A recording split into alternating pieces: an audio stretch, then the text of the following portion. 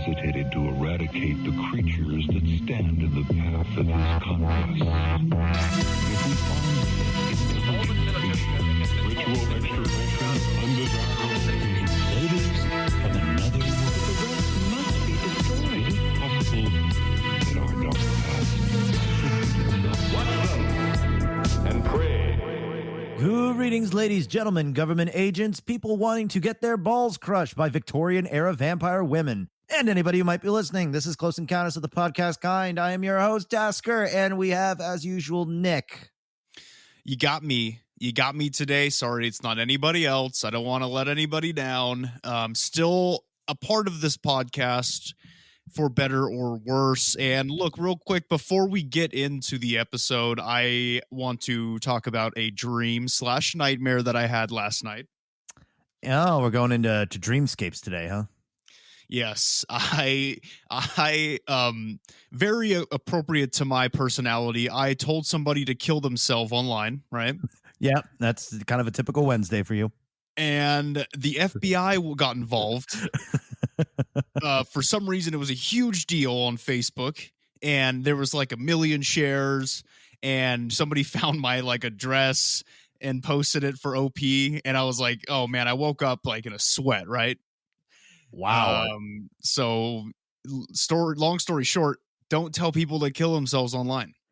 Yeah, in most cases, Facebook, I think, would jump on that, especially for such a publicized case. But good thing it was a nightmare, as you described it, because if you described it as a dream, then that would raise all kinds of scary questions. Although I fell back asleep shortly after, and then I had a nice dream where I was mayor of a town for the rest of my sleep. So that was cool. That sounds, in the real world, like it would be a possible disaster. An emphasis on the possible. You never know. I would make a great politician. I'm charismatic. I don't care about other people. True. And I think kids are just cattle. See, you're already halfway there. Now you just gotta like hire some dude to explain laws to you, and then you're good to go, man. Hey, all I need to know are cyber laws. All right, I'm going to be in charge of the cyber police, and they will do my bidding. I forgot about the cyber police. That was one of my favorite moments when people realize how much of the Wild West the internet really was. Yeah. Oh, dude, and he was such a boomer too. Oh yeah, what was that? Jesse Slaughter? Was that Jesse Slaughter's dad? Yeah, good old Jesse Slaughter's dad. We contacted the state police. We contacted the cyber police, and just it always puts that image in your head of like this like cop wearing like a helmet with like a visor and like all like the LED lights and stuff. Like RoboCop. Again, exactly. This is the second episode in a row I've brought up RoboCop. When's the last time you saw that? What has made that so relevant to your life? I'm not 100% sure why, but I think it's because I've been wanting to watch it lately, and I haven't seen it in years, so I'll probably end up watching it soon. That's fair. That's fair. Also, too, before we get into this episode, I'm currently in the middle of battling out an allergy attack. So if I sound a little off or I'm a little grumpier than usual, that's why. But before, so we got to start it off good. And what better way to start it off than the giant vampire ladies that have been all the rage on the internet lately? All right.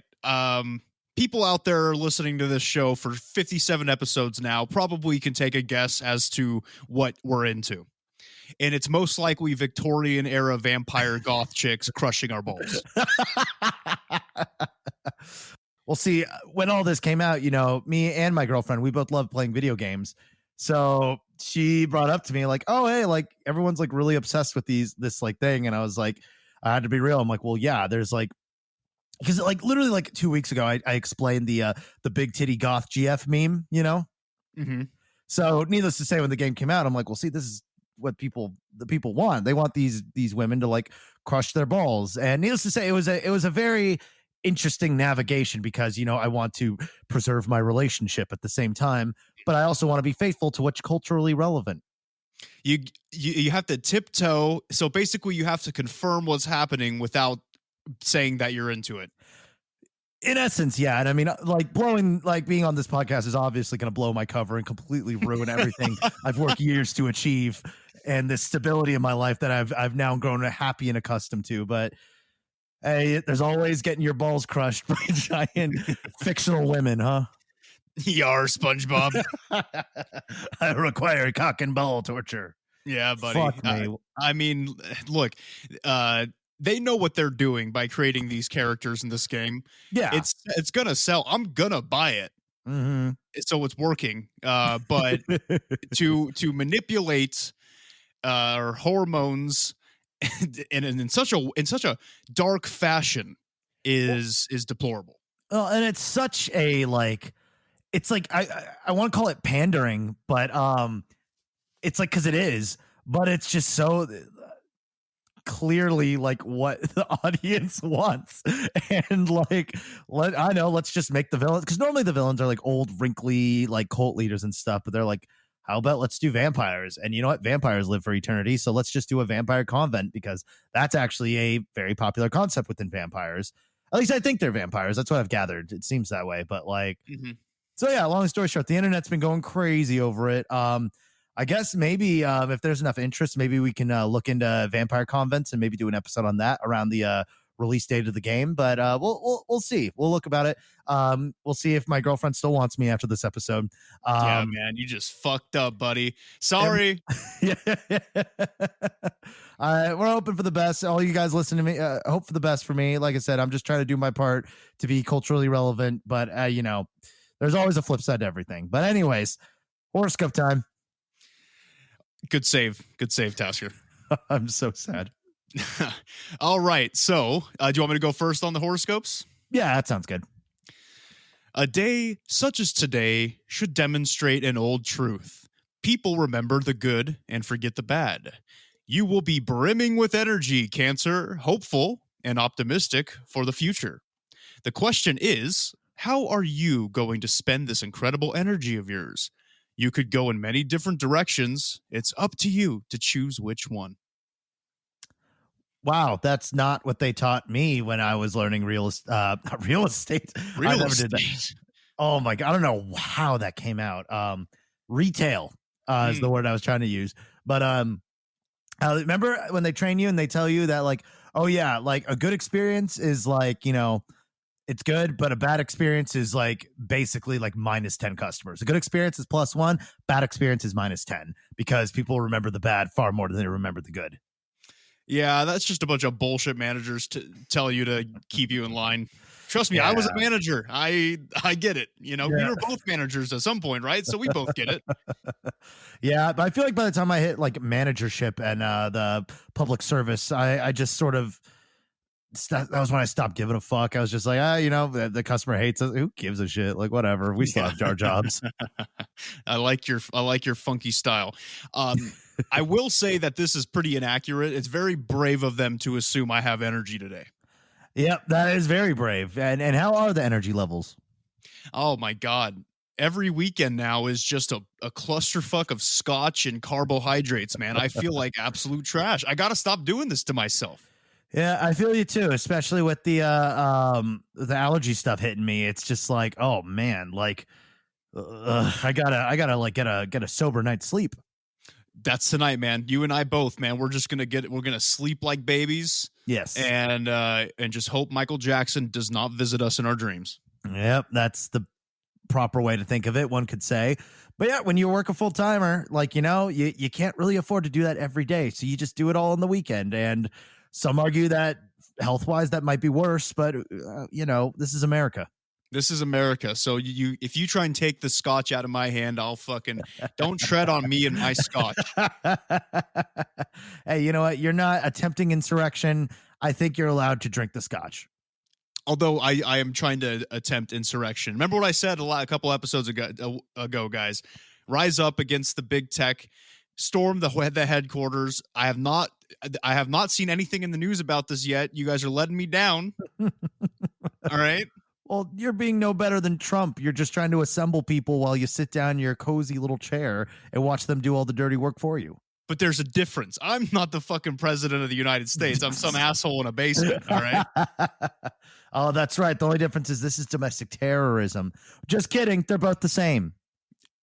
Good point. You know what? I will say, guys, though, my stars are looking pretty hot today. Sex is a 4 out of 5. Solid. Vibe is a 4 out of 5. Good. Hustle, 3 out of 5. Decent. And success is a 4 out of 5. Damn, a clean sweep all across the board. Looking tasty today, man. But you know what? How's your horoscope looking? Let's see. The day ahead will re-energize you after these last few days of apathy, Scorpio. Jesus. Right there. Anyone who tries to hold you back today had better watch out because you won't be in the mood to tolerate any objections. You refuse to be restrained. This is an excellent time to reinforce your reputation as an excellent coach. It's clear to all that you're the captain of your crew. Wow. Are you the dude? You know what? I've been watching a lot of Star Trek lately. Yeah. And you remind me of like a Picard, right? like a very like a stoic, bald captain. You know? Yeah. Are you sure the stoicism is part of it, or is it just because I'm bald, just like Picard? Well, and you're British too, right? So that kind of helps. It's not. I'm not even close to being British. But I'll take the compliment. But I'm more of a Kirk. You know, I act a little bit more on emotion. Mm-hmm. And also over time, I do get a little bit fatter, right? Can you do the V, the Star Trek V? Yeah, dude. Okay, cool. Because William Shatner on a talk show, they tried to get him to do the Vulcan V, and he couldn't because genetically some people can't do it. Yeah. And even though he was the star of Star Trek, he couldn't do it. Never, and he took it so personally too. Well, you know what? He can take it as personal as he wants, but that was fucking Spock's thing. And as long as Leonard Nimoy can do it, that's all that matters, right? Yeah, true. He passed away a couple of years ago, didn't he? Yeah. Sorry, I was adjusting my pants, so I was standing up for a second. My crotch I had a mammal toe the size of a camel's toe. And the worst part is he made sure that it was directly on the FaceTime camera. So I caught every inch of that. And I was curious. You're welcome. All right, stop touching yourself. I understand it. So it's attractive. See, this is how we keep each other. Podcasting is hard work. You got to stay awake. You got to stay alert. It's like a DJ. You can't just forget to change the song. You got to be on it. You got to keep the party moving. So in our case, for us, it's just, mutual, what's the word? Group masturbation? Is that kind of what it is? Or voyeurism? Yeah, I'd call it mutual masturbation. There's no touching involved, but we are observing and passionate about what's happening. It's just like crank, man. You just got to keep that heart rate up. Hey, that's right. Speaking of heart rate, I want to know how your stars are looking today because I know both of us aren't feeling well. So I want to see how accurate yours are. Yeah, well, despite the sound of my voice, I feel like absolute shit right now. Sex is a 2 out of 5. Hustle is a 4 out of 5. Vibe is a 3 out of 5. And success is a 2 out of 5. And you know what's funny is I'm talking and my stars are all low and I'm all cranky today and tired. And I was like, dude, I'm living the LA dream. I had to commute over to where I'm recording this today. I had a long drive this morning and to show up and I crack open a Red Bull, sit down and just start working. And here we are. Yeah, man, this is it. This is adult life, man. This is a baby podcaster's life where we are not at the point where this is what we do. Right. So we have to make changes in our lives to entertain the people we love, which is our audience. We love you guys. This is very true. And the line between platonic and not blurs every single day. Resident Evil 8 is about to be released. It blurs every single day, guys. All right. So after that game goes out, well, and the point being is once that game comes out, I think both me and you, Nick, are going to be busting so hard that I don't think we'll be able to feel any sort of arousal for months. Nope, because my balls will have been crushed. Yep. That's the way it goes. And I know you have a VR set, so you can probably find a way to really rig some kind of mechanism for when she shows up on screen. It just cuts loose like a meat tenderizer that just goes right on the testicles. Oh, that'd be great, man. That would be awesome. That's the dream right there. That's the future. That's what cyberpunk is all about. Yeah, see, and we've been discussing about stuff we want to do for YouTube and stuff. And hey, you know what? Maybe you could show your contraption. You guys, if you want to see that on YouTube, you let us know in the Discord. I'll fucking make it happen. I will make a Ball Crusher 2000 when I play that game, and you guys can see it live. So, of course, thank you all for coming back. Yes. All right. Enough about goth chicks and ball crushing. Let's get into the topic at hand. Yes, something very important, something very factually based, something very real and very much. I can't do it. No, yeah, it's this shit is so fucking stupid. When I knew we were doing an episode on this, it's just like I almost broke my neck with how far back I rolled my eyes. I understand your concerns, and they will be filed away with your other ones. Right. But this is something we need to talk about. All right. If you guys haven't seen yet, you know what the episode reads. I assume you guys can read. Let's get into it. Oh, dear. So, hello, and welcome back to a show that is becoming increasingly more sacrilegious, might I add. Mm-hmm. But we thought we should take a break from roasting the Christian faith for a little bit and do another intro series episode. Yeah, I really hope that this is like the first episode some people hear. So it's just they walk in, we're already like, sorry about what we said about Christians. It's just like, what the hell happened? And it's not just Christians; it's the Jews. Yeah, It's Mexicans, the Irish, Germans. yeah. You know, I'm pretty Japanese. I think you got the Japanese. Yeah, Brazil, Native Americans. You were really mean about Native Americans around Thanksgiving. Yeah, but they're mean in general. Do you ever see them smile once? I've never seen them smile once. That's not true at all, and that's because you're. I was gonna say that's because you're white and you're part of the problem. Well, okay, I'm part white and I'm part of the problem. All right? So yeah, if you're gonna suggest a show to anybody, this is the episode to show them.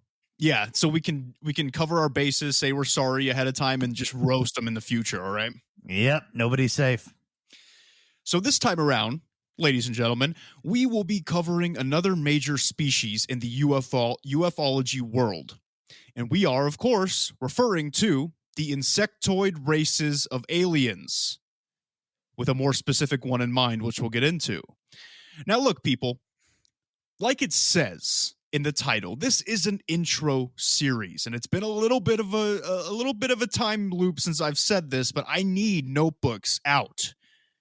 I need them open, and I need them opened up tenderly and gingerly placed upon your lap, ready to take notes. Okay, and whether you're clothed or not is up to you. I don't give a fuck. Yep, if you're at school, that's you know more than anyone. Winter break is over. It's over. So, but you're doing school online. You know what? No, never mind. Let's not get into this. If you're in college, I don't care if you're clothed or not. If you're in high school, well, first off, why are you listening to this? And second of all, keep your goddamn clothes on, okay? Right, because that, at least for us, is very legally questionable.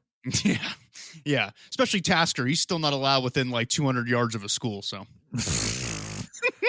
Sure, we'll go with that. Now, without further delay, I want you guys to grab a can of Raid, make sure your screen doors are shut all the way so no bugs get in, and let's dive into the subject today. Now, I got to say, before we dive right in, I killed a spider yesterday. Does that bode negatively for my future with this episode?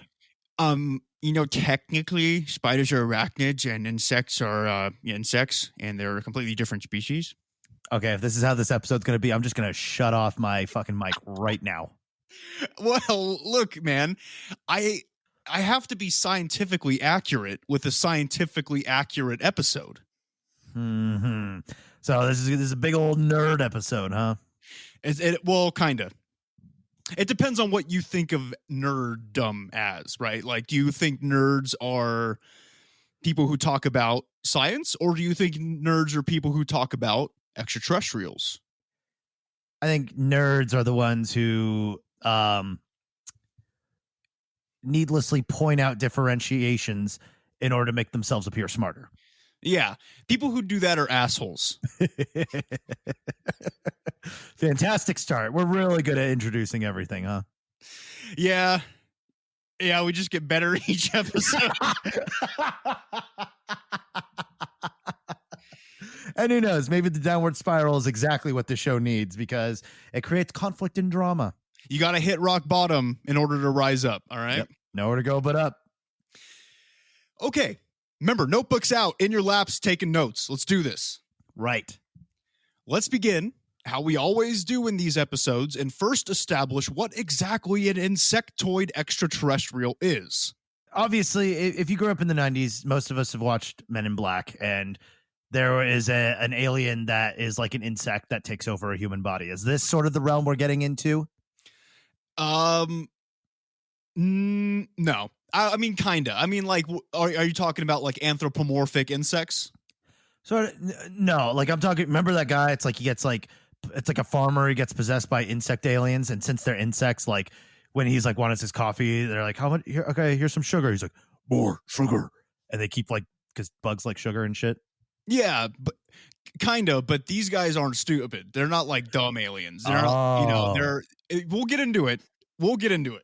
Okay, fine. All right. I had to make the reference because that was a very terrifying part of my childhood. It was creepy. They did a good job, and they scared kids with that, which is the point. Yep. Way to go. Thank you, Will Smith. Yeah. Yeah. Thanks, Will Smith. Hey, how's your wife doing? Oh, sorry. Low blow. Whatever, man. It's all fake anyway. Yeah, probably. Okay, so the name is enough to give you an idea of what they look like, right? They're insectoids. So they're basically, and this is me dumbing it down very much so, they are basically sentient, advanced beings of extraterrestrial and or extra-dimensional origin who look like bugs. Awesome. I could see the excitement in your eyes, man. I'm so thrilled. I didn't know we were doing the episode about fucking Butterfree from Pokemon. Don't reference Pokemon on the podcast. That's like we have a rule. We have a rule book now in our Google Docs, and that's like number 3. That's true. I just gotta switch to Digimon. I gotta relearn all those guys' names. Dude, Digimon, that's such a weird Korean game, dude. I'm never gonna play that shit again. I didn't mind Digimon as a kid. It was kind of nice because because it always had the really bad programming blocks because it was definitely a Pokemon dominated world at the time. Yeah, hell yeah. And they just fucking, All right, I don't want to get into it. I'm not going to talk about anime right now. Let's move on. Almost got him. Come on. I know you're trying to derail this episode as much as possible, but there are people out there who need and want to know about this, okay? So when I say the word insectoid, that can mean that they look like almost any insect, right? Because it's a fairly nondescript description. Right. However, the most well-known species of insectoid aliens is, of course, the mantis. Don't roll your eyes like that. It's a giant fucking praying mantis. That's what we're dealing with today. It's a little bit more nuanced than that. Come on, man. Don't look, we're barely into the episode. You can't give up yet. You can't give up yet. All right. You're lucky I drank a Red Bull and I can actually focus. Okay. Now, that being said, the mantis alien will be the main focus of the episode today. And there are other insectoid species out there, some that closely resemble flies or ants, but we do not have enough information on them to really get it right. Like, I've tried. I can't find enough information on any other type of insectoid besides the mantis, because anytime you look for information about insectoid extraterrestrials, it's dominated by abduction stories involving mantises or descriptions of mantises. It's all mantis. So basically what I'm getting here is that there probably are other insectoid species, because if there's one, there's probably more. But the mantis is the most prolific, the ones that have the most probably what's the word? I hate that this is the only word I know for it, but they have the most clout in the universe in terms of representation for the insect species. Yes, Lil Pump, you are correct. They have the most clout. Gross. So good observation, Tasker. There are definite. I've heard and I've read abduction stories about fly-like beings, right? With that look basically like the original Fly movie. Great movie. A great movie. And he at the end he kind of looked like a humanoid fly, and that's and there are people who describe abductions like with beings such as that, but there's just not enough information on them for me to really do it justice. Got it. So this is one could argue one of the more mysterious species we're dealing with. Oh, absolutely. Absolutely. So one could say it's like the goth kid of the alien species. They are the little goth boy holed up in his basement listening to Bauhaus records, um, starting smoking when he was 13, and now he's a 20-something-year-old person who works from home, still listening to Bauhaus records, and instead of smoking, he vapes like a douchebag.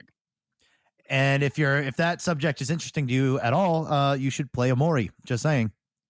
Don't wiggle that in. I don't even know how it's related. I don't want to know how it's related. You can't. You've already tried wiggling it in the last episode. Not again. Yeah, just everybody, just play it. It's great. Just play it. All right, let's move on.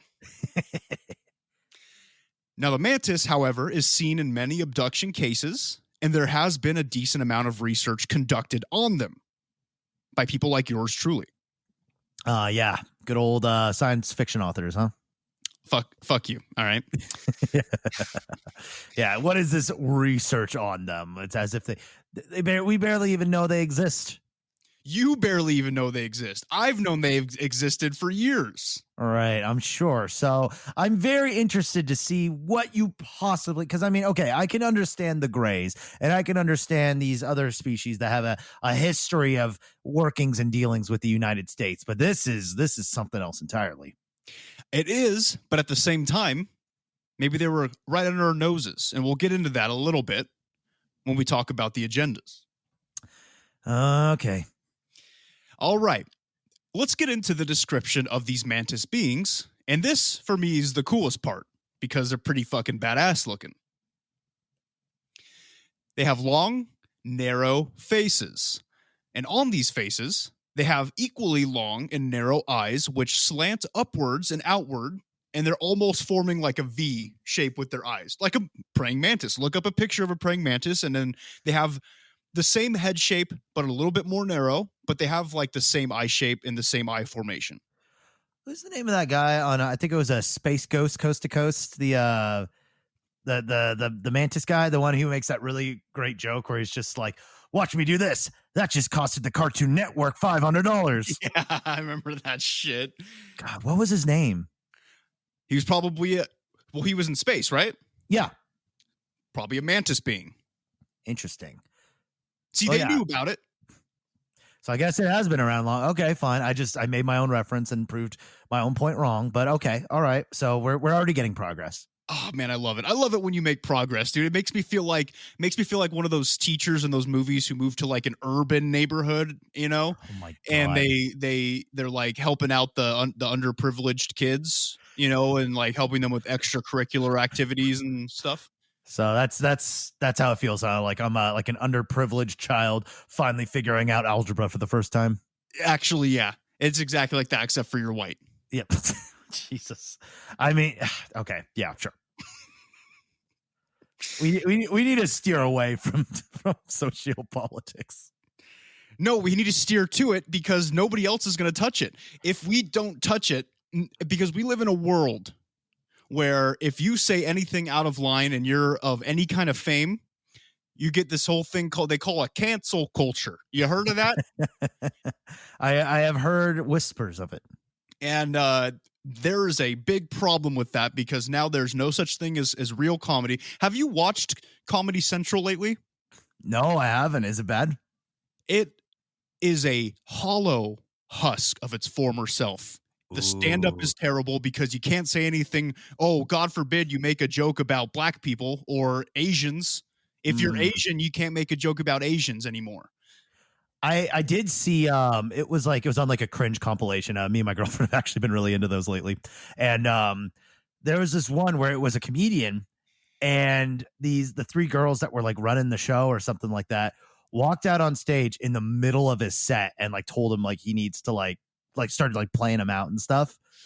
And he called him out because he was just like, what the fuck are you guys doing? Like, and they're like, well, like, you know, we just think that some of the things you're talking about are just kind of too touchy and that we just needed to move on. And it was so awkward and horrible, but like, that's where we've ended up.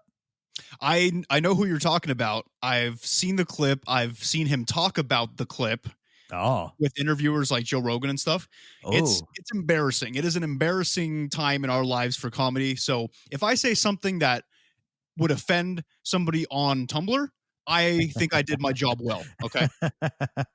keeping comedy funny. Good. Amen. All right. Let's keep talking about how these mantis beings look. Okay. Because this is my favorite part of the episode. All right, I'll let you just go crazy. All right. Well, the eye colors have been reported as being anywhere from brown, like multiple shades of brown, to dark brown to black. And this is always without any pupils or whites of the eyes. It's just all one color. That's kind of badass. It's sick, man. Their mouths are at the very bottom of their weirdly shaped mantis heads, and they're very small and hard to miss if you aren't looking for it. So I would compare it a little bit to like the mouths of the grays, where they're just kind of like slits, you know? Mm-hmm. Yeah, probably barely using it, I'm assuming. Exactly. And exactly because in the next section, we'll talk about how they communicate. So they're probably barely using these bad boys. Got it. Now let's get into the body. Oh, your favorite part. Yeah, they're tall, right? Ugh. Reports say that they're somewhere between 7 to 8 feet in height. That's pretty damn tall. Very successful for Tinder. Very successful, except these bastards are probably if this dude is 7 foot, he'd probably put 7'1" on Tinder. Okay. Yep, that's how it goes. That's how it goes. And yet at the same time, like, I don't know, whenever I hear people on like that are like 6'3", but on Tinder they put 6, it's like, dude, you're already 6 feet. Like, what more do you want? Yeah, like I'm 6'1". If I had a Tinder, I would probably just put my normal height. Like there's no you at this point, like why would you catfish people if you're gonna meet up and they're gonna find out anyway? Yeah, exactly. I did hear a story about and this is, and this is a legitimate thing where it's like if you feel bad for the woman in this situation, she catfished, that's lying. Like that's not nice. But apparently she catfished this guy with a picture from her when she was like in her like 20s. And the guy flew out to meet up with her. And when he saw her, when he walked out of the plane, she was at least, and I am not exaggerating, almost 200 pounds heavier than what she looked like in the picture. So if you don't know what 200 pounds of weight looks like, that's like, what's that show where it's like My 300-Pound Life or some shit like that? Yeah. It's kind of like that. So you're walking out and you're expecting like, someone kind of like, maybe a little thick, but nothing too bad. And you're walking out and you see a reality TV show. The dude stopped, looked at her, and turned around, went right back on the airplane. I mean, that's what happens when you catfish, man. Look, you can say that you're attracted to people's personalities all day long. You could say it to help yourself sleep at night, but there needs to be a physical attraction initially. There has to be. Well, and also too, if you are heavier set, go for people who are into that. Like, I mean, I'm not like the best. We're not talking about relationship advice here, but I'm just saying there's a little something for everybody out there, regardless of how you look. Somebody's got a fetish for what you got. There's fetishes for literally everything. Trust me, I know. Okay.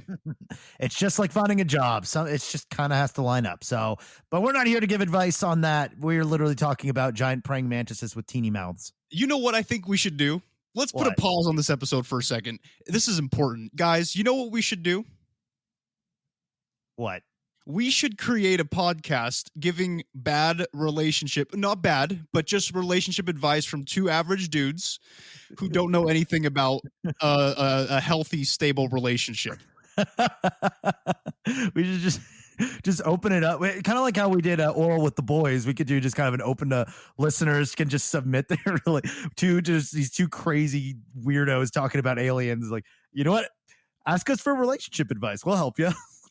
And it doesn't even have to be a separate podcast, guys. If you want this done, we can start doing like one or two at the end of every episode.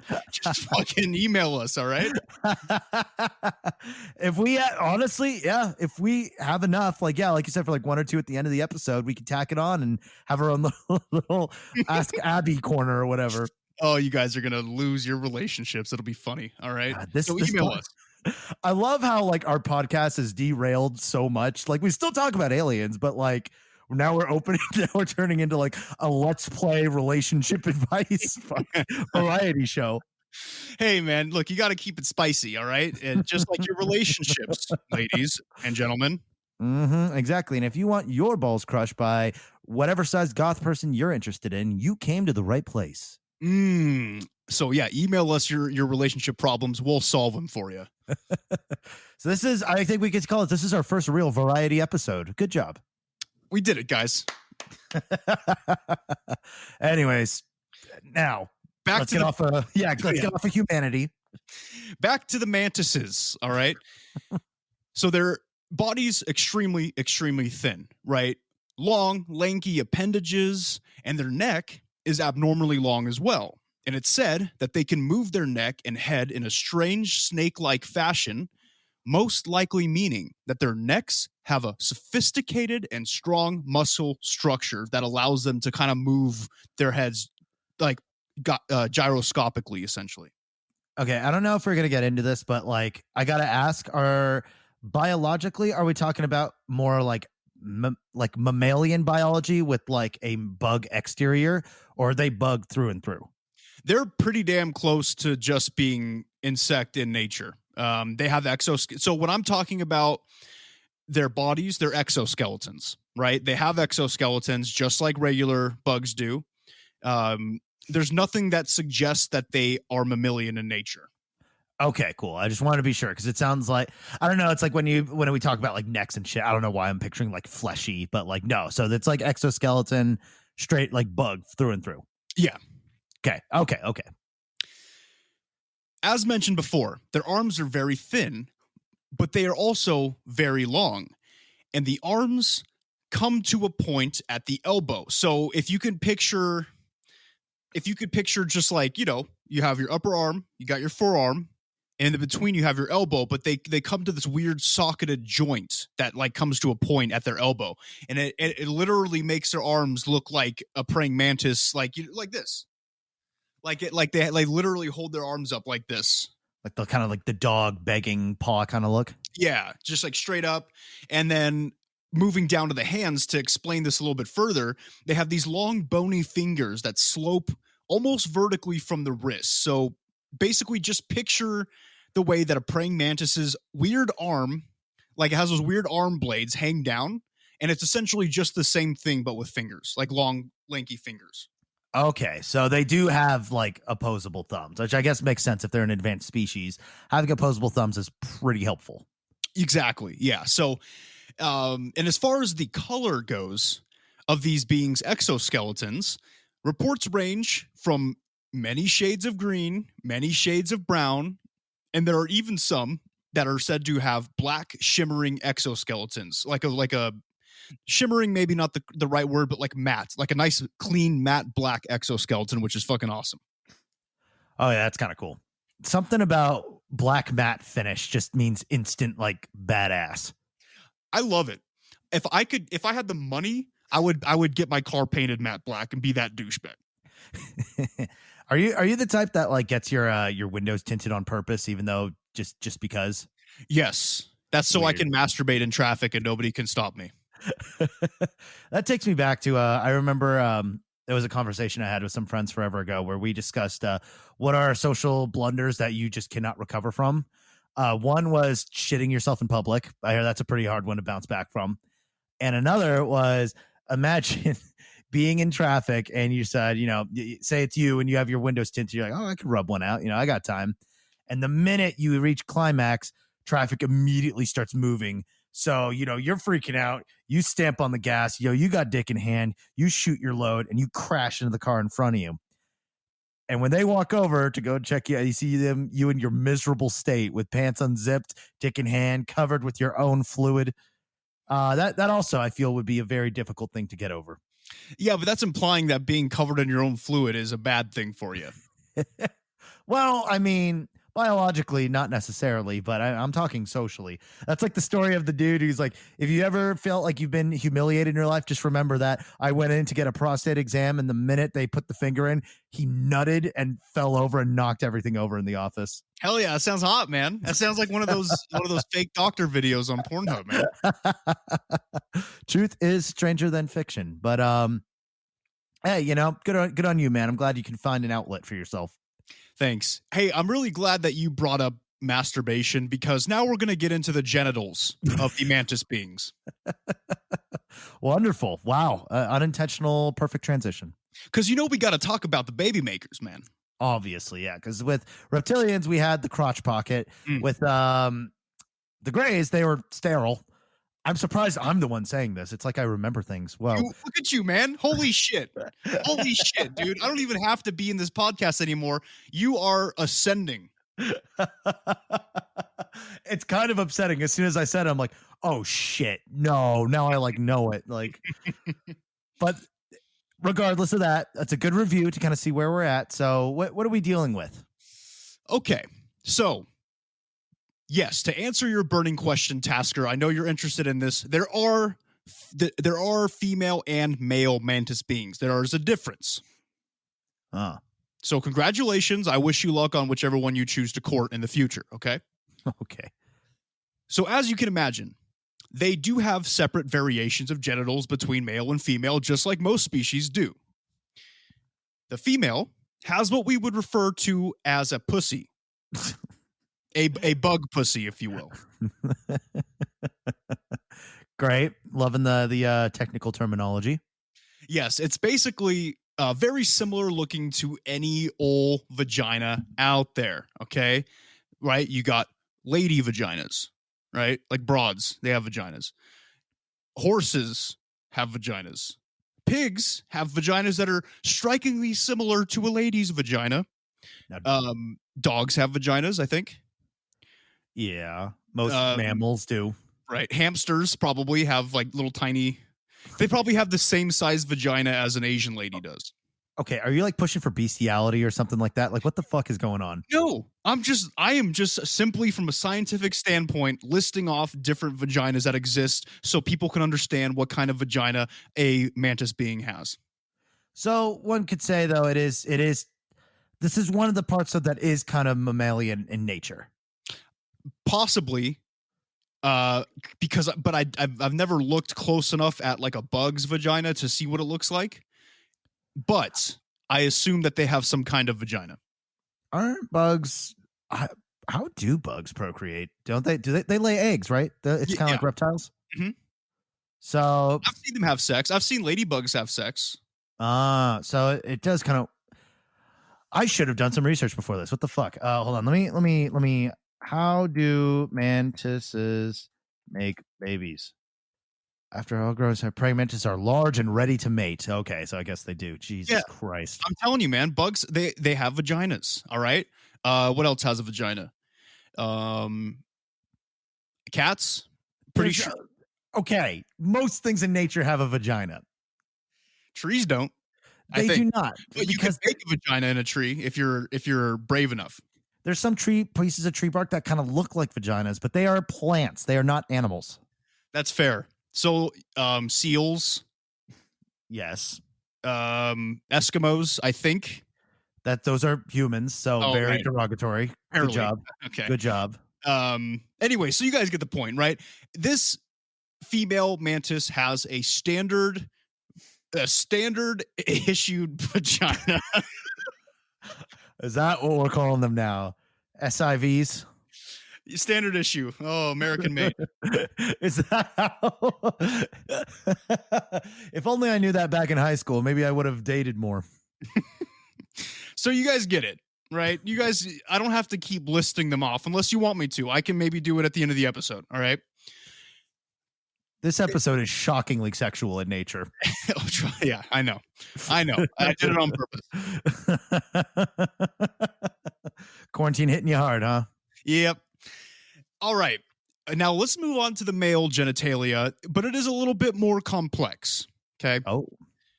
It will be reminiscent slightly of the reptilians. It does not have an external exposed wiener or penis, if you will. Mm-hmm. Instead, the wiener is mostly up inside of it and comes out when aroused, much like a horse or a donkey. Or a ninja. Or a ninja penis. But you know how like horses, not that I've spent a lot of time looking, I grew up around horses, okay? You know how horses have like a quarter chub like all the time, but then when they get aroused, it looks like a goddamn garden hose? like like in Tijuana, right at the donkey shows and shit. You've seen them. Anyway, so it's kind of like that where it's kind of like out there, but it like literally just extends about 3 times once aroused. Wow, that's quite the level of visuals that I am now feeling assaulted with. But it's for science. We got to explain it. We got to talk about that. So the short form is they're growers, not showers. Precisely. They are absolute growers because I would say 3/4 of it's hiding somewhere in its abdomen. Interesting, but also good for, well, and I mean, I guess I'm sure we'll get into this later, but if they are violent in nature, that is a heavy, hard advantage to have. To have a big old dick? No, to have it in your body so it's not a blatant weak spot. Oh, right. Yeah, that makes sense.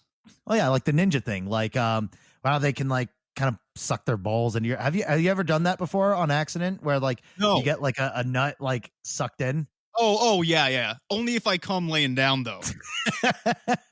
That's but totally though. That's the position, and it is very uncomfortable, and it is a very bizarre thing, but it's also, it's not like horrible for you or anything. It's just weird and uncomfortable. And then you have to like push it back. Oh, it's fucking weird. I hate it. My balls.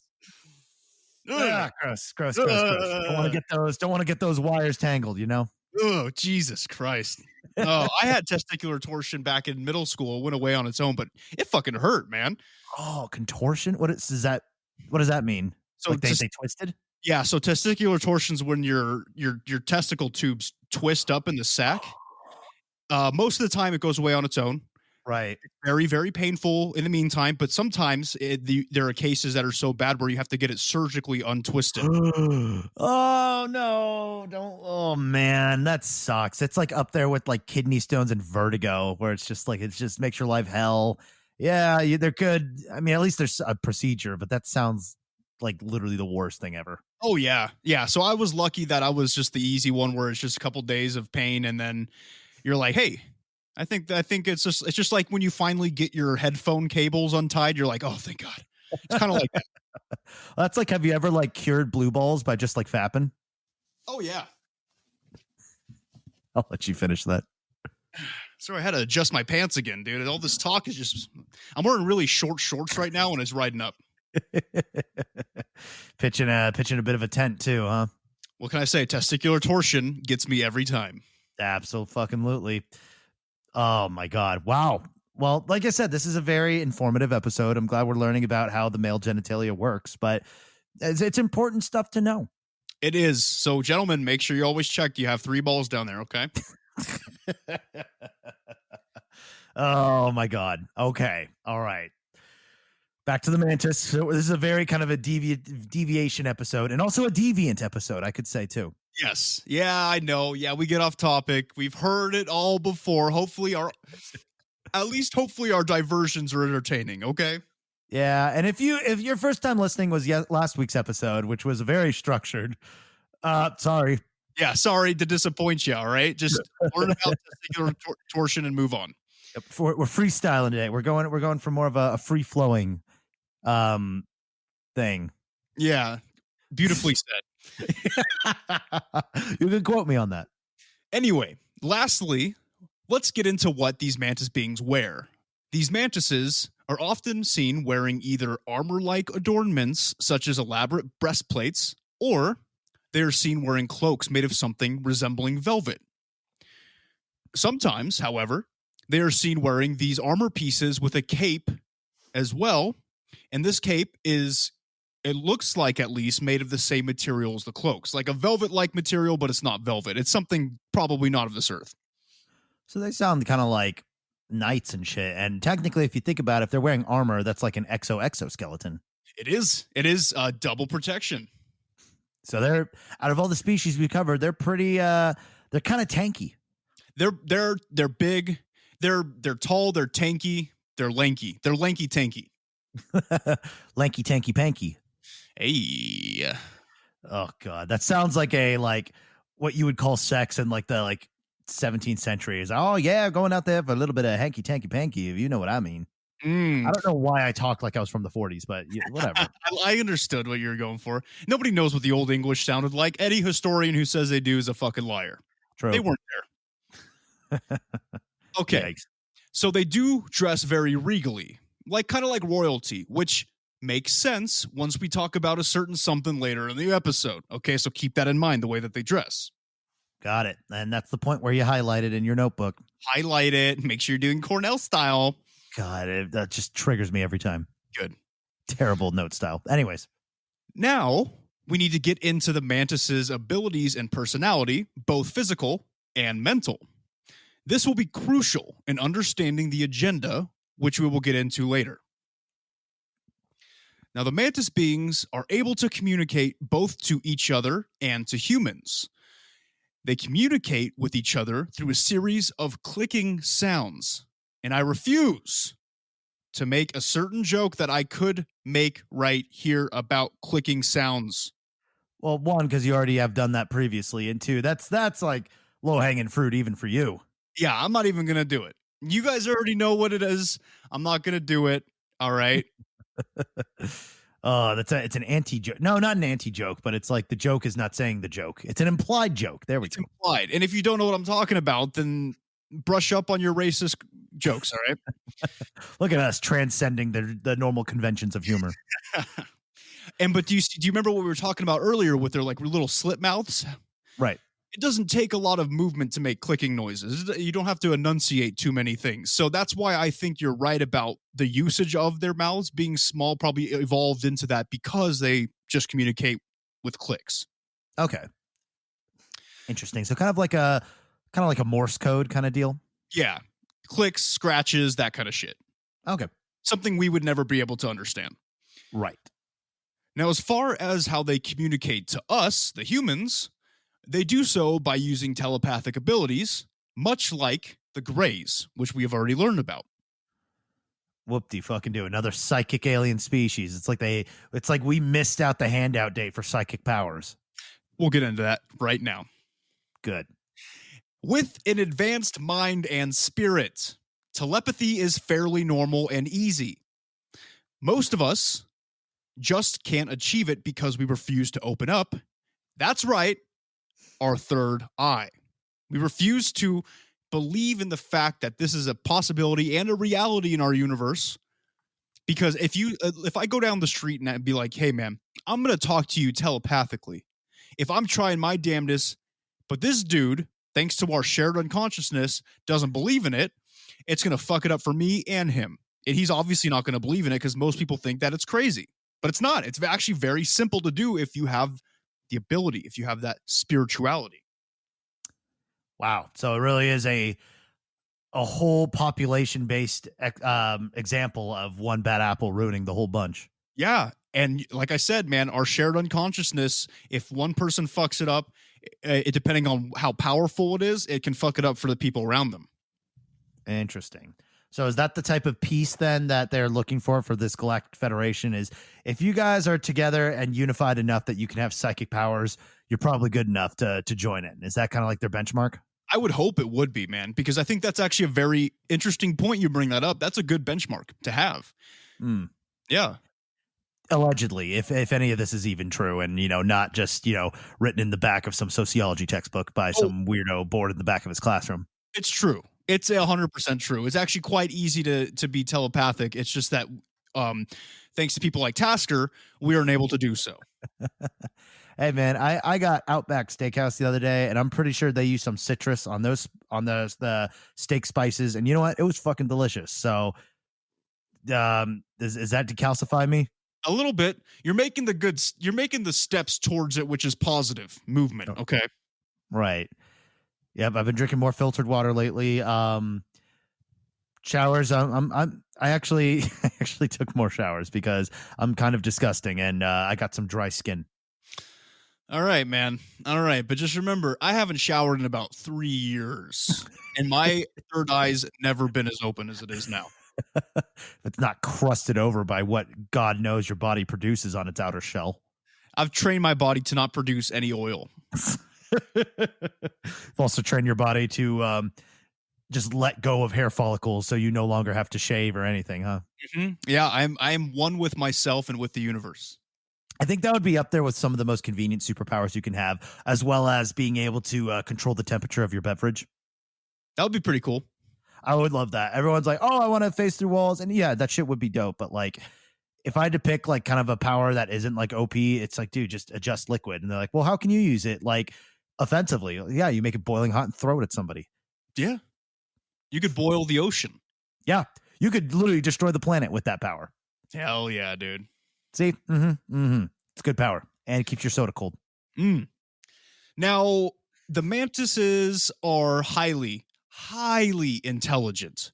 And I don't mean just intelligent in our point of view, right? Because to us, all the alien species out there are highly intelligent compared to our monkey, Neanderthal-like place in this earth, right? We're pretty dumb compared to the rest of the universe, to be honest. Yeah, we hold a lot of grudges, and we hold ourselves back a lot. We do. Yes, exactly. So I'm not saying that these mantis beings are intelligent to us. What I'm talking about is that even amongst the other extraterrestrial and extra-dimensional beings out there, they are among the most intelligent. Oh, so even like, so they're not just hyper intelligent, they're smarter than the smartest. Yes. Like looking at it at a universal level, they are up there, man. Oh, so this is the nerd episode. This is a pretty nerdy episode. Okay. Cool. And that's why I threw a bunch of different types of vaginas in there to make it a little more chatty. Okay. Balance it out, alpha it up. Exactly. Yeah, good. Now, this race does admittedly look pretty intimidating and kind of creepy. But remember that old saying, never judge a book by its cover. Unless you're a graphic designer, in which case you absolutely should. Otherwise, you're like, kind of shitting on their job. Yeah, but it's a figure of speech, all right? And I refuse to have any graphic designers listen to this show. Fair enough. For the most part, abductees report the mantises as being very benevolent, amiable, and even curious.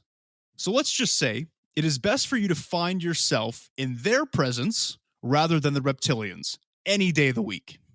Oh, yeah. Reptilians, you're looking to get your head about 10 feet from your body and very, very, very, very quickly. Very quickly. You will both become a sex toy and dinner at the same time. That's not a way to go. It's not, man. It's a horrible way to go unless you're into that. Right. Unless you happen to be like a vor person, then, In which case, you have your own slew of issues I'm sure you got to deal with. That's even one fetish I'm never going to get into, okay? It's pretty bad. That was, we don't have to get into that. Just Google it. Yeah. They are also fairly well respected by other species, shown in something that we will talk about momentarily, and I'll expand on that. All right, people, let's get into the meat and potatoes of this episode and begin by talking about the agenda of these beings, or rather, to be more specific, the multiple possible agendas. Well, yeah, when you're that smart, yeah, you got more than one thing you're working on. Exactly. Now, to be fair, the mantis's intentions surrounding Earth and humans is quite mysterious. Whereas we have a pretty solid idea with the Greys, the Reptilians, the Pleiadians, the Mantis agenda is a bit more in the dark, simply because they are a major species, but they are the rarest. So that we know less about them than we do with the other major species in the universe. Are they also like the least like contacted, like the least we have, like, implying that we've ever seen any of these things before, or have we seen them at all as humans? Oh yeah, totally. There's a bunch of abductions involving them, but they're rarer than the Greys, right? The Greys are the number one. Those are the preem. When you think alien, you think Greys, right? Pleiadians, very popular. People are contacted by Pleiadians through Pleiadian channelers all the time, which we've talked about. Reptilians, not as much contact with humans, but because of the things we learn from the Pleiadians and we know about reptilians. Yeah, reptilians more, they contact bad people because they want them to use them as puppets. Exactly. Yeah, they're in contact with your politicians, your Trumps, your Joe Bidens, your George Bushes, all those cool guys. Trudeau's all right. Yeah, what was that shit? No repto. That fucking Yeah, that Kristen sent us. No yeah. rep though, dude. So now if I say something suspicious, like if I'm like, hey man, those rocks look pretty tasty over there, but no repto. I am gonna be really upset if this catches on. So I just I have no words. I have no words. I'm pretty sure I was really drunk when I saw it. I think I had a much more aggressive response than I intended. I'm sure you did. Well, she called you out pretty hard, so Yeah, that's fair. That's fair. But oh, Jack Daniels always helps me to interact with the fan base. woo! Most reports point towards a benevolent, science-driven agenda. And this essentially means that the mantis beings are simply curious about us as a species and conduct experiments on us accordingly. How does it make you feel, Tasker, that it's not that bad? I guess. I mean, if you had to pick, because I mean, I saw a clip. It was about one of those abductions, and it was like they had like a recreation of like it's like the guy's like laying on a table. They just like spray a bunch of shit on him, and he's like in this weird it looks fucking terrifying. And then they put a thing in his eye. That looks awful. I mean, if as far as they goes, you mean like they kind of put fingers where the sun don't shine. I mean, I guess it could be worse. We have to deal with that at our proctologist. Yeah. So honestly, it's interesting you point that out because yes, these experiments are sometimes invasive. Okay, but we are rarely overly harmed by them when it comes to the experiments that Mantis conduct on humans. So an easy way for you to picture it, right? For you and the audience, an easy way to picture it is picture us as lab rats. If the lab was run by PETA, so yeah, they'll do experiments on you and shit, like they'll poke at you, but they'll probably give you like a happy ending and a slap on the ass on the way out, right? They're the type, they shake your hand and give you a sucker as you go out. Yeah, they're like, hey, you can choose something from the toy box after. Like, right? Hey man, they're the type they let you pick two. Oh, yeah, see? So Mantis is really not that bad when it comes to experiments. Right. They probably even give you something to do while you're in the waiting room. They'll give you a coloring book because they think that all humans are retarded. So they're like, yeah, this will keep them busy for like 3 hours. Worst part is, yeah, probably. It would. I'd be like, I'm staying inside the lines. I like to stay inside the lines. And, it's really funny. And maybe to any aspiring artists out there, I was probably one of the worst in my class at arts and crafts growing up. All coloring always outside of the lines. Give me scissors. I was the one with all the jagged edges. And here I am now doing it as a career. Look, all of you artists out there, look at what you could do. You can accomplish so much stuff. You just gotta, if it's bad art, just call it installation art and walk away from it, call it a day. I mean, look at the shit. Look at the crap that Van Gogh and Picasso pumped out. They're worth millions of dollars combined today. All right. If you were alive when they were popular, you would understand why they're popular. But actually, and fun fact though about Van Gogh, the reason why his shit was so groundbreaking is because he's the first one to really associate color with mood and to like really like start that up, which is the basis of art direction and literally everything. Who gives a shit? I give a shit. I think that Matadors did it first because they've been doing that for a long time, and those bulls get pissed when they see red. All right, Van Gogh didn't do shit. He just took what the Spaniards were doing and made money off of it. Dude, his artwork is just lines. Like little lines. Everything's just made up of little lines of different colors. And I'm like, it looks like something I would see on like a proud parent's refrigerator from their child. You do realize that every single hyper-realistic portrait, which is what you of yourself said is the only real art in the world, all it is just brushstrokes, right? Yeah, but it's not like literally made up of like these little fucking dashes. Like, you know what I mean? The only difference is the smudging and the blending. It's the same shit. Hold on. No. Look, you're the artist. Sure. I understand your profession and your industry. Sure. From a consumer perspective, I know what I'm looking for, and it's not that. It's not Starry Night. It's not fucking Picasso's abstract period where he started thinking, he started seeing faces in like a schizophrenic panic or whatever, because that's what it looked like he was doing. All right. Yeah. I want to see, ancient Greece Renaissance titties that are hyper realistic. It's just like my gaming. All right. I don't have beautiful eyeballs so I can look at like shitty paintings. And I don't have a GTX graphics card so I can play pixelated games. All right. That's not what I do. I am a person who expects excellence. So aren't you glad that you were living in the time when art was not because back then art was a product of the time and a reflection of the issues of the world. But you're fortunate enough to live in a time where we can use and compress these artistic talents into Resident Evil goth cities. It has come so far, and that is why I support the industry. And why are you complaining about all these other artists? They may not look good to you, but it was because of them we get those Resident Evil vampire women. Look, buddy, when I look at Picasso's abstract paintings and I look at the big titty goth Resident Evil 8 lady, I don't see a comparison.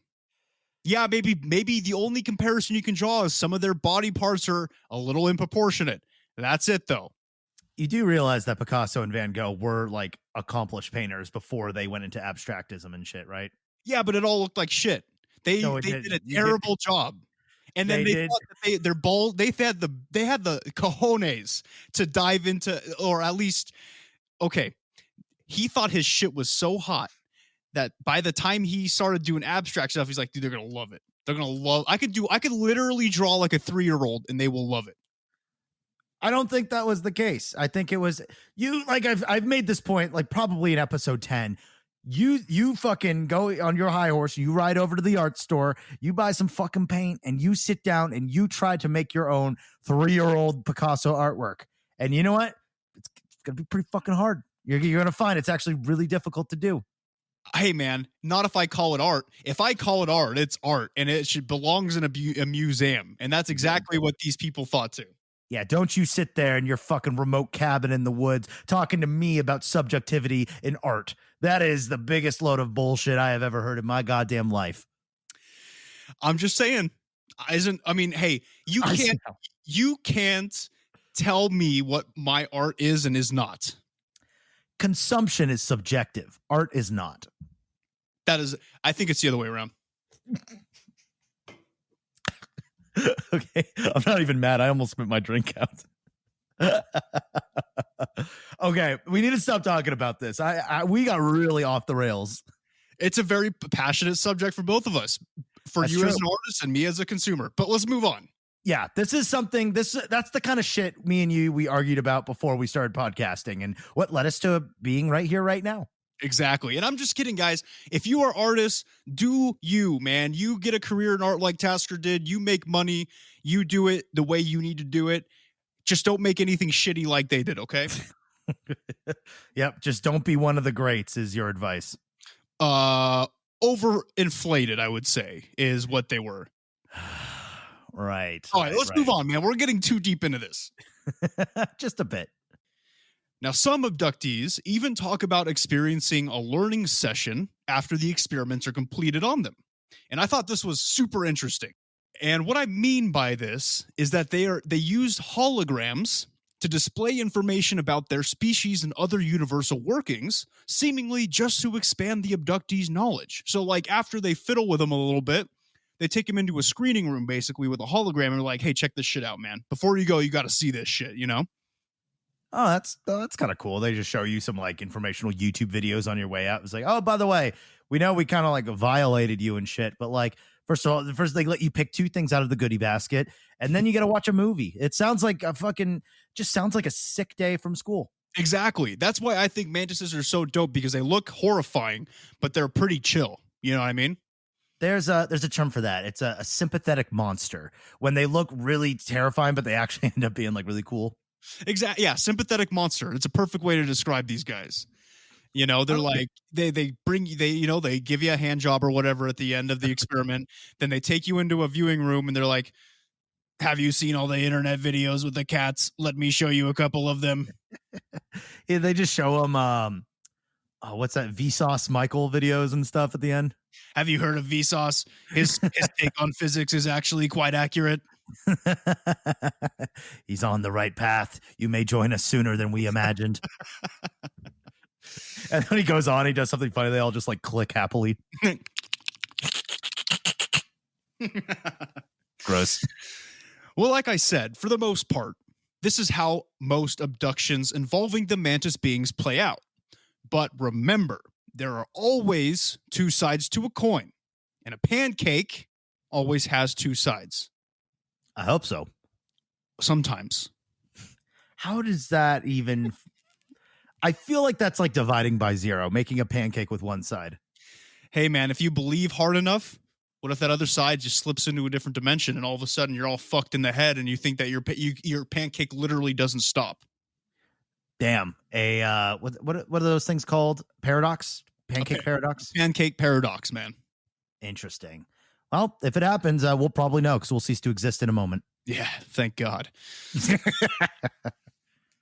Okay, so do you remember when I was talking about how the mantis beings are sometimes seen wearing very regal clothing and armor? Right. Well, in some abduction cases, the mantis beings are seen as overseers of a sort, right? And they're overseers looking upon other species of aliens aboard whatever ship they're on that is conducting an abduction. And now most of the time, those other species are the Greys.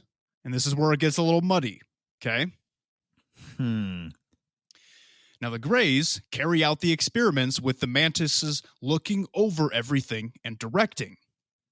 And in my opinion, this means two separate things, or it could mean two separate things. The first is that the mantis beings have either created their own Greys or obtained them from the tall whites in order to use them as workers. Like, not, I don't want to say slave, but kind of, right? Kind of. Well, and that brings up the question of like a clone that's that's like Brave New World. The idea of create a species essentially created to do grunt work, but they're also like biologically like constructed to enjoy it and to find their life's purpose to be grunt work. Now, is that slavery or is that giving purpose? And where's the line? And like, is that fucked up or is that like, is that okay? Well, it's just like replicants in the Blade Runner series, or the androids in Do Androids Dream of Electric Sheep. It's the same thing. Like these humans essentially are created to just do grunt work off Earth grunt work, and they get killed once their time's up. Because after a certain amount of time, they tend to rebel, right? Because they're like, hey, I think I might have a soul. And they're like, nope, you don't have a soul. And they retire them, is what they call it. But they kill them. You know, that's what a Blade Runner is. They kill replicants. So it's an interesting question because in these movies, you see them rise up and they're like, no, we have a soul. We don't want to do this shit our whole lives. We want to do shit. You know, like in the second Blade Runner, Dave Bautista's character became a farmer. After he ran away from being a replicant. You know, he was in hiding, but he wanted to be a farmer, so he became a farmer. And that's what's interesting because Brave New World takes that concept, but goes on the idea of what if they didn't rebel because they were 100% manufactured to enjoy their place. And nobody ever, and the whole story is there's a certain species of human that are created to actually have free thought. And he starts to kind of question it and starts to be like, is this really like, what's the word? Humane? Like, is this really the right thing to do? And then what they do is they bring out, there's a species of human from the outside that they bring into the Brave New World. And the guy is so in culture shock, he ends up killing himself because it's just like to somebody who was quote unquote free, it's so horrifying. But to the people who are built into the system and they look at freedom as savagery. Like it's. But yeah, you bring up an interesting point. So they either made these Greys or they obtained them. Either way, they're doing the grunt work for them, right? And they don't really have much of a say in it. Whether they're programmed to do it or not, they don't have a say.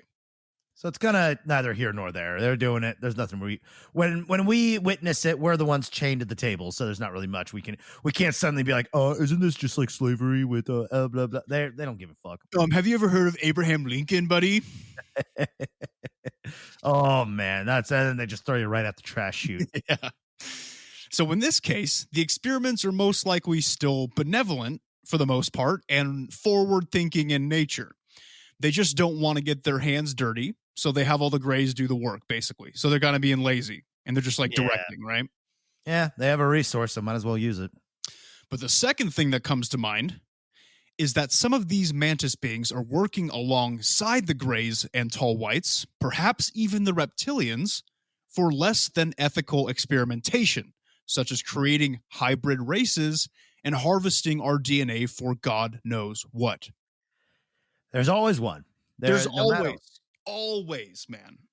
Yep. It's just, as nice as some species can be, like, and actually a big thing about humanity is like, even though we do have the rep for just kind of killing each other, which is true, we also do have a much more glossed over reputation for being incredibly helpful to one another. In a time of need, most of us are helpful to each other. Yeah. Oh yeah. They say that's the first step of, I think I brought this up before, but some like anthropologists or I don't know what the fuck, but they said, what's the first sign of seeing a species evolve? And they said the first sign is when you see evidence of mended broken bones, because that means they're starting to click that they need to work together as a unit and they are starting to help each other. And if they start helping each other, that's the first step to progression as a society.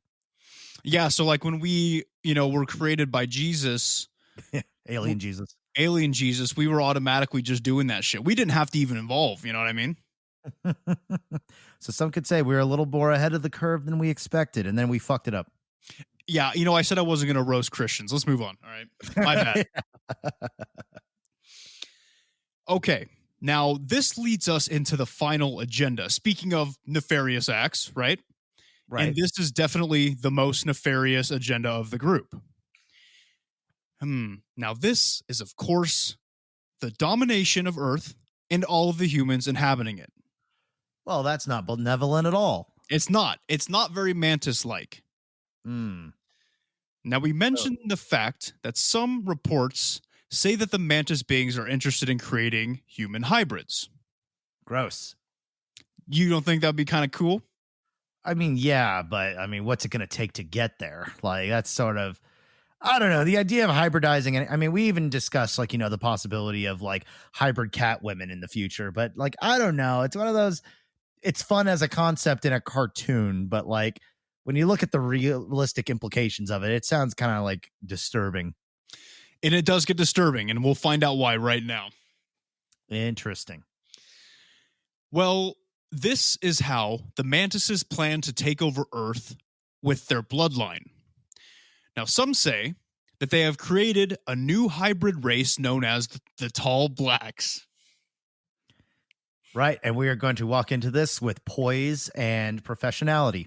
Much like the Harlem Globetrotters. God damn it. Yeah, whatever. Okay, now these Tall Blacks are the... Shut the fuck.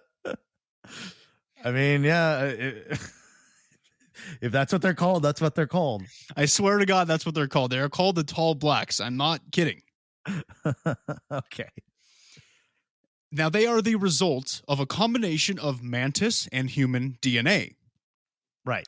And these Tall Blacks are about the same height as their father species, the mantis, at around 7 feet tall, as their name would imply. They are, long, lanky bodies and appendages, just like the other ones, but they have a deep black skin with red eyes. And the reason they have just black skin is because in mantis species culture, the black exoskeleton mantises are seen as superior. They're seen as like, because they're more rare. So things that are rare are generally seen as high valued, right? So they're basically just like walking obsidian insect warriors with red eyes. Yes. That's fucking sick. It's badass. It's pretty cool, man. Okay, that's okay. I gotta say that does sound neat. We did talk about how matte black is one of the coolest, like, finishes possible. So Exactly. And then picture a whole army of them because they only make these hybrids with the black exoskeleton mantises for this effect. interesting. There's also kind of an intimidation factor. Like I just saw The Last Samurai for the first time the other night. Oh my god. Oh my god, that's such a good movie.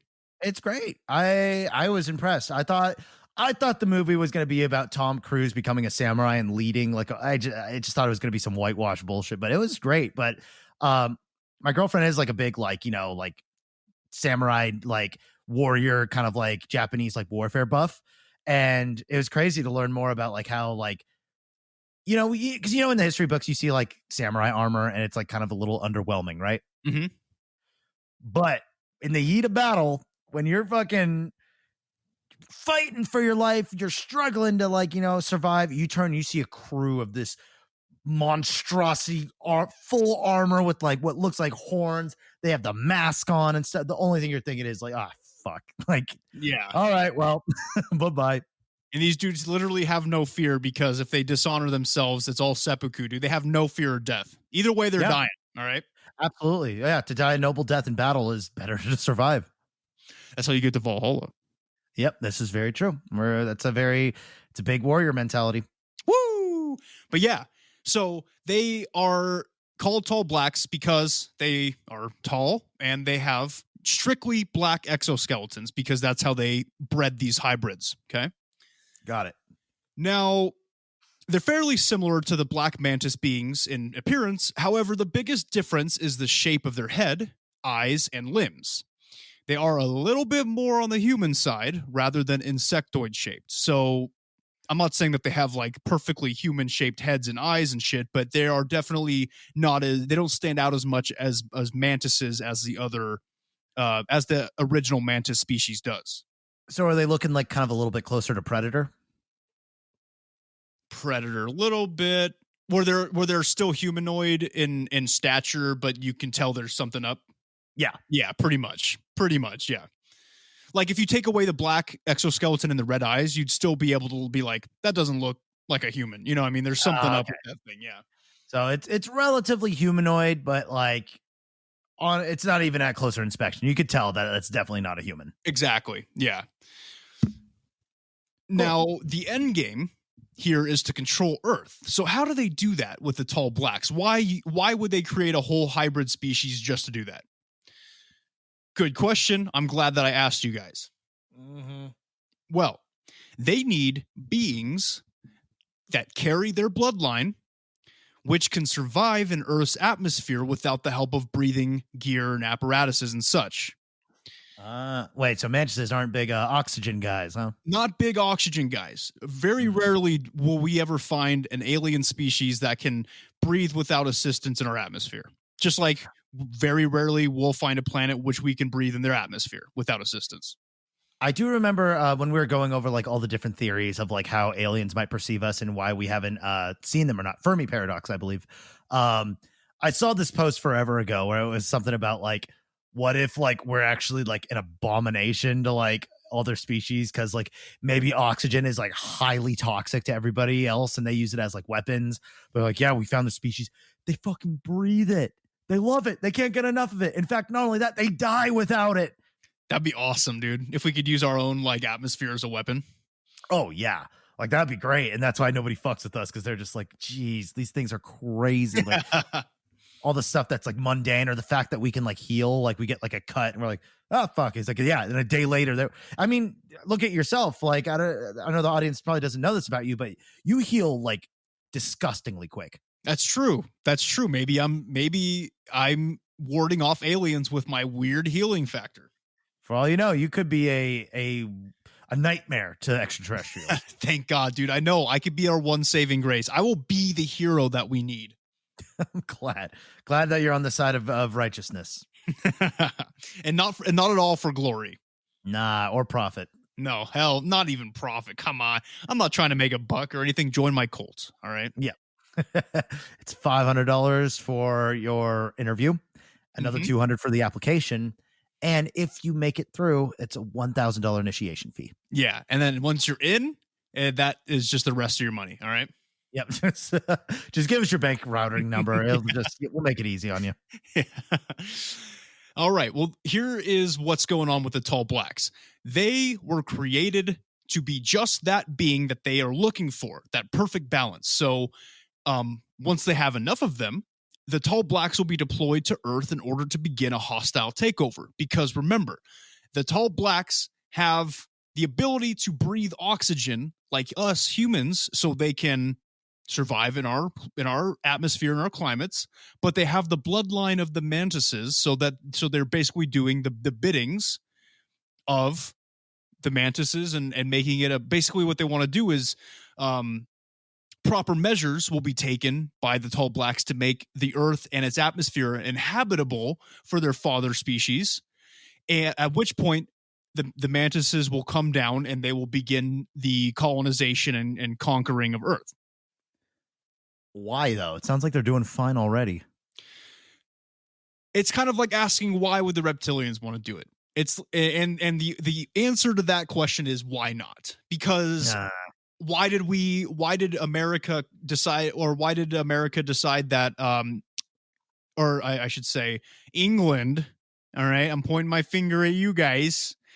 Why did we decide hey, North America looks pretty dope, maybe we should go over there? Oh, there's already people living there? Nah, fuck them. It's kind of the same mentality, man. People just want more of what they have, and usually that's land, and in a universal scale, that's other planets.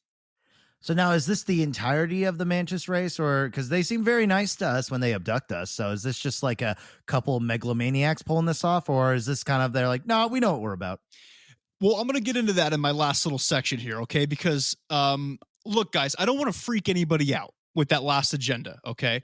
Now, although it has been reported, and we have a lot of abductees that talk about the mantis beings and their black tall hybrid species, just remember, a large majority of the reports surrounding the mantis beings are harmless and even enriching in knowledge. Interesting. So they aren't like one big Alexander the Great race. No. I'm not saying to let your guard down or anything, because literally never let your guard down when you're dealing with extraterrestrials. DTA. Oh, hell yeah. But this does not mean that you need to fear the mantises outright like you do the reptilians. That's all I'm saying. Okay, so for the most part, they want what's good for just knowledge and the betterment of themselves. So if you see a mantis, you'll probably be fine. But there are, like we said before, there's always the exception. There's always those ones that want power, they want authority, they want to conquer, and they want to colonize. Exactly. That's all I'm trying to point out here, is that no matter how good or how kind or how amiable a being is, it's only natural that there will be bad eggs. That's just nature at a universal level. That's just how it goes. And intelligence is a double-edged sword. That knowledge, that sometimes opens up doors that needed to stay closed. Exactly. Yeah. That's a good point, man. That's a really good point, right? So perhaps this is a subset of mantis beings who have rebelled against the hive, let's say.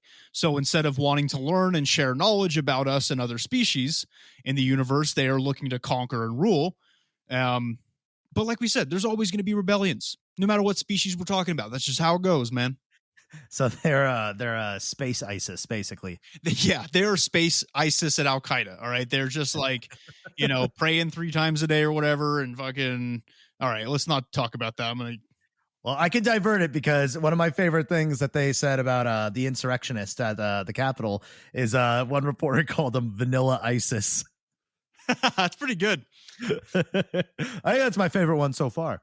You know what? I know I make jokes about Islam and whatever, blah, blah, blah, because I have to be fair, right? We joke about Christianity. I got to joke about Islam, and I joke about Jews. It's just, remember, equal opportunity. But I will say I had a dream the other night where I did convert to Islam, and I actually felt pretty good during my dream. I'm not saying I'm going to straight up, praise Allah all of a sudden, but I'm just saying, hey, man, I don't know. Something's up. Well, that's kind of like the whole point of religion to begin with. Like, it's unfortunate that people have used it and twisted it as a means of inspiring insurrection and terrorism. And that's the thing, those people are like, oh, it's all like Muslims doing that. It's like, nah, like I mean, fuck, in America, a lot of the American terrorists, because they are real and they do exist. And I think we need to fucking address it, which I'm glad people are finally starting to do it. That's Christian terrorism.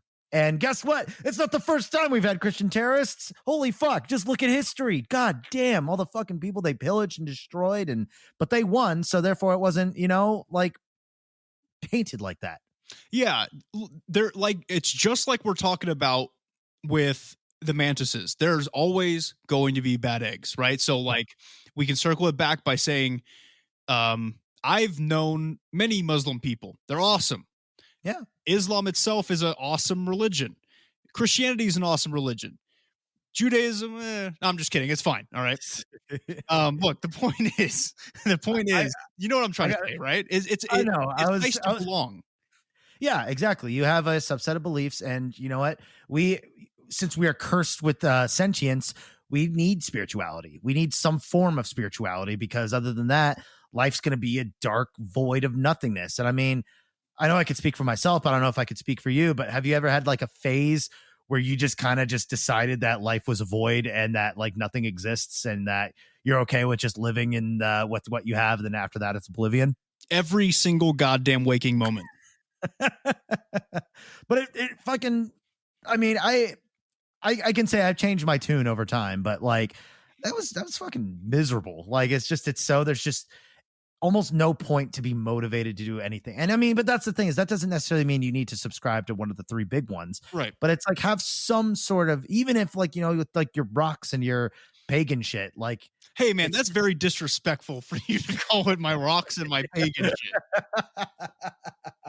And you know what? One could say you might have it coming, but the fact is regardless of whether you believe it as a god or something else, the fact that there's something beyond ourselves, just having that concept and having something you subscribe to, it's like, I think we need that. I think that's something that fulfills us and gives us something to kind of feel like we don't have the entire weight of everything on us at all times. Because if you put yourself at the center of your own universe by convincing yourself that you're all that there is, I mean, some people can deal with it just fine and be functional, but like, I don't know. I found for me that weight was way too heavy to bear.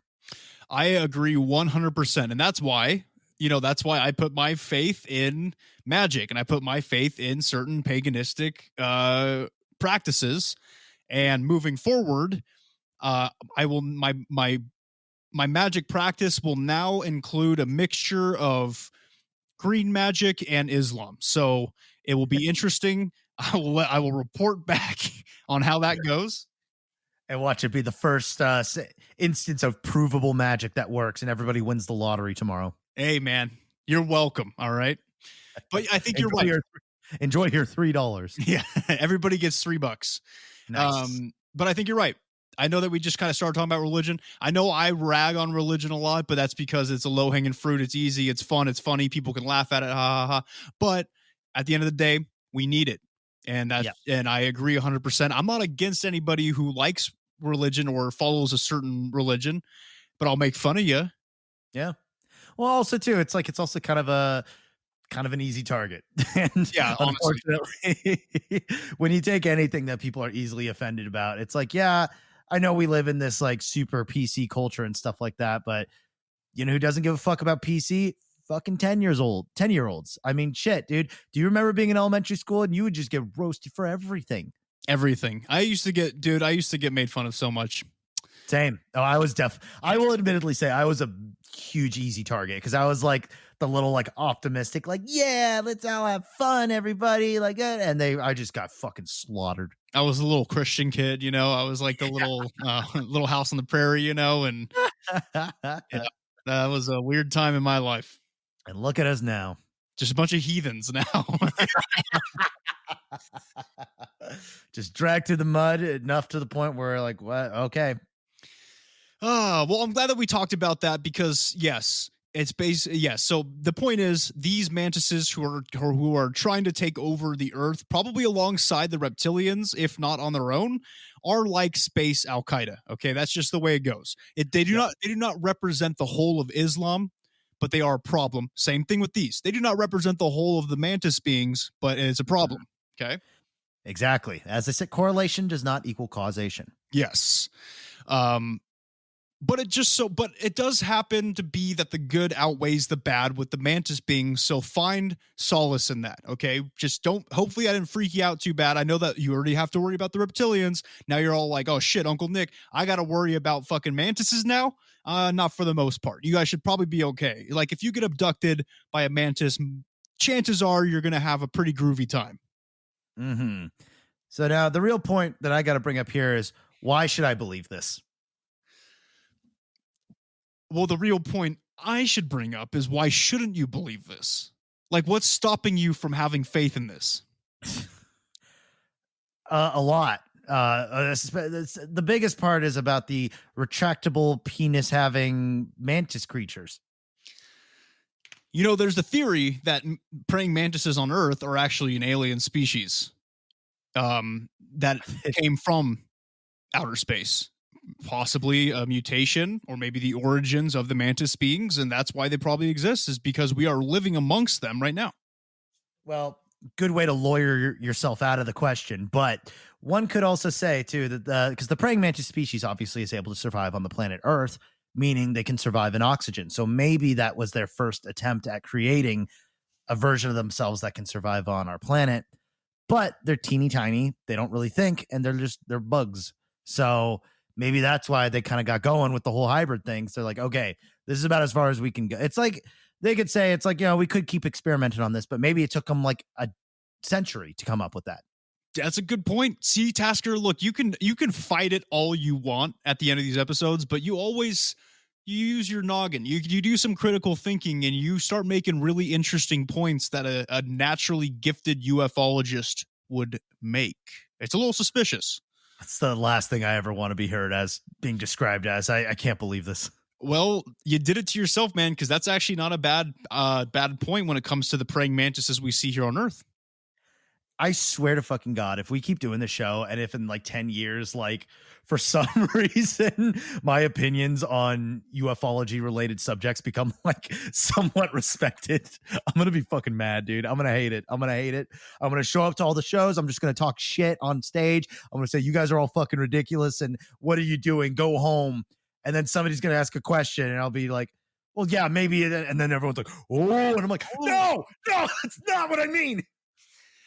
Oh, you're playing yourself, man, because you're going down the rabbit hole, like in unintentionally, of course, because I'm just saying what I believe and the things that I know of.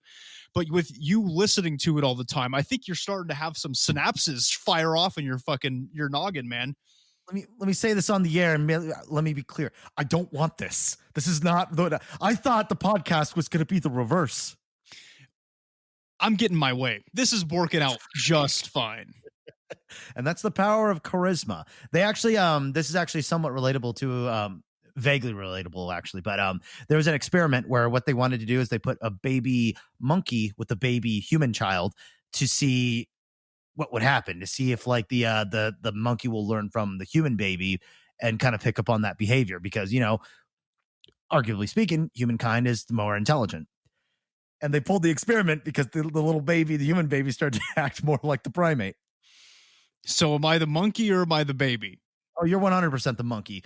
And the reason being is it's not that you're less intelligent. It's just your way's more fun and interesting. Well, because monkeys are pretty charismatic, right? They throw poop, which is pretty cool. Yeah. That's like a party trick, Yeah. I do the same thing at parties. You've been there. Yeah, it's interesting. So maybe that's why you're kind of like, look, I'm just saying I'm proud of you, man. All right. And I'm sure our audience is proud of you too. You're making huge strides in opening up your spirit. And we just talked about we need spirituality, man. And you're opening it up. Wow. So when I write my autobiography, I've been going through different titles and stuff. So I'm in between Descent to Madness or The Downward Spiral like a UFO. Hey, as long as you reference a UFO, I'll be happy, okay? I figured so. Well, now's not the time to be poetic. I believe that is everything we have to say about this, right? That's it. That's it for the mantis beings. That's all we know. I scoured around to find information. That's all we know really about the mantises and their agenda and their intentions. I hope it was informative for you guys. We got off topic a lot today, but hey, we're hungover and it's kind of what we do. All right. So hopefully you had a fun time.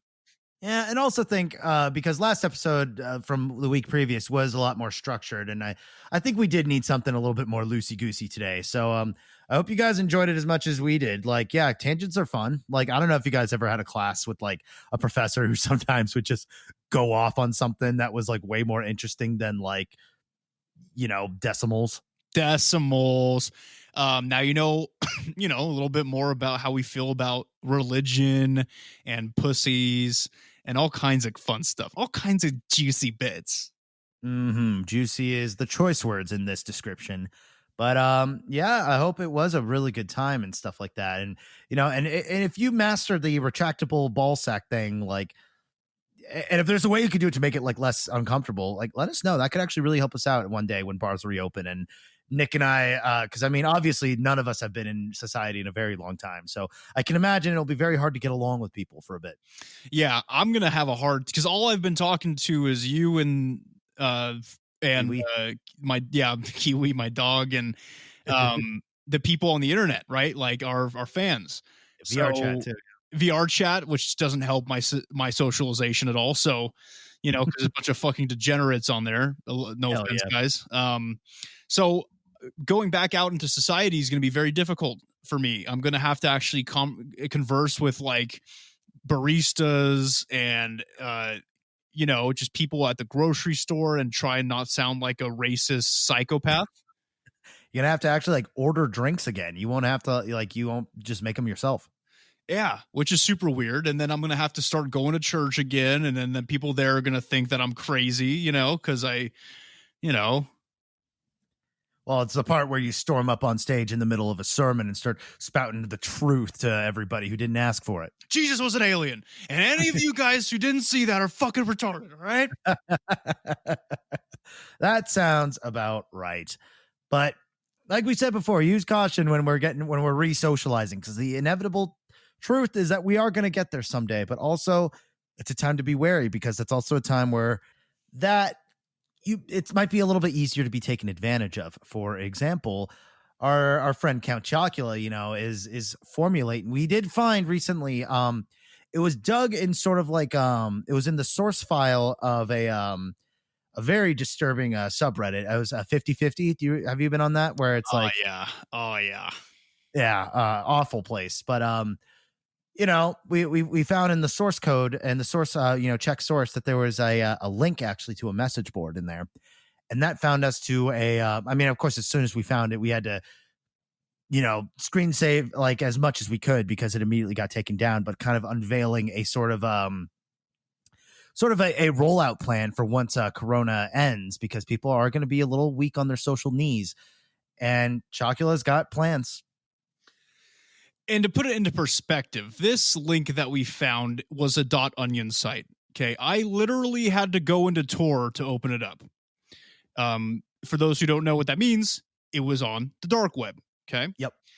And if you're not a journalist, anything else on the dark web is pretty nefarious. Okay. Mm-hmm. So the fact that we found this plan rolled out by none other than Count Chocula on the dark web. Yep, with his conspirators. Is very damning. We did download the information, which was probably a bad move, actually, looking back on it. Yeah. We all make mistakes in the heat of passion. But I have it saved. I hope to Christ that it was encrypted when I downloaded it. But look, guys, all I'm saying is when we do start moving out of our houses, once everybody's got like a vaccine, if you're going to take the vaccine, or if it just dies out, right? Be careful. Okay. Especially those listening to the show who are in tune with what's happening with Count Chocula and how he's got like a bunch of molestation cases against him right now, and how, how he was around for like the Third Reich and stuff like that. Like, just be careful, because now he knows you all know that. Right. And that's it's bad news for him, which is going to piss him off. I mean, us saying this out loud, I mean, we're putting ourselves at risk, but Nick has the VPN, I've been a little extra careful in covering my tracks, and some false leads and stuff like that. So that's been nice. But yeah, it's hard to say exactly what he's planning on doing, but he has this sort of like extra socialized, like, okay, well, let me just say it like this. He has when Corona began, he cryogenically froze people at their social prime, and that's why they vanished or died from corona, heavy quotes. And what happens is once this is all over, they will be unveiled to the world in their prime as they were before. That level of charisma is pretty dangerous. It's very dangerous, especially when we're all beaten down socially and we're more easily tricked or encouraged to do things that we don't want to do because of charismatic people. It's very dangerous, guys. Now it's not only Tasker and I in danger, it's you listening. So please be fucking careful. Absolutely. So to all of you fellow conspirators, thank you for watching. I mean, listening. I mean, I guess you could be watching something while you're listening, or maybe you do a little puppet show of us while you do it. Hey, in which case, yeah, I'm glad you're killing time. Good for you. And I'm really happy your special education class is canceled. All right. Oh dear. I mean, I whatever. You do you. You listen to the show however you find it most enjoyable. We're happy to do it, and we're happy you're here. If you enjoyed this episode or any of the previous, you can rate, review, iTunes, 5-star. That would be really helpful to jack up our publicity and get us more on that front page. Spotify, you can click that follow button if you want some updates. We have new episodes every Wednesday on the dot. Instagram is at CEOTPK. YouTube, Close Encounters of the Podcast Kind. We are currently workshopping ideas for content so we can have more video stuff. And Yay! Yeah, you might actually be able to see our faces someday. I have to get over my general camera shyness, but I kind of figured, this might be a good leap and a good step for me as a person. And I'll be all up on there. I will be all up on there. So if you guys want to see us in video, we got some things hopefully churning out soon to the YouTube channel. So go subscribe to it. Absolutely. We would much appreciate it. Twitter is at CEOTPK1. Facebook, Close Encounters of the Podcast Kind, which is now being run by yours truly. So, yeah, we'll see how that goes. Email us at ceotpk1@gmail.com. Discord is discord.gg/lowercase b, number 6, capital C, capital T, number 5, capital M, capital X. Me and Nick are on there a lot of the time. We will reply to you. And, that's honestly, I would say the best way to reach us. Questions, concerns, whatever you want to say. Sure. And if you feel the need to donate further or donate to our cause, we do have a coffee, ko.fi.com/CEOTPK. Yes. And remember, guys, if you want to email us your relationship problems, we will be your Dr. Phil. Okay. It's like that one. God, what's that one? It's like this late night radio show. It's like, oh my God, where people call in all the time with issues and problems. Fuck. Heart something. I don't know. It's been years, and I was high when I listened to it. Good. I'm glad. Well, I know what you mean. I mean, at the end of every episode, if we do end up getting some of these, we can kind of be like, Love Line. It's called Love Line. Love Line. Yeah, we'll be like Love Line, but not qualified. Yep, not even close. It'll be fun. Thank you for listening, guys. Thanks for sticking through. It was a fun one. Hope you took your notes. And just remember, whether you think that the mantises are gonna give you a handy or if they're gonna take over the world, just remember that the truth is out there. Yeah, you know what? Just accept the handy at this point, because you know what? What better truth than experience? It's not. Now, most reports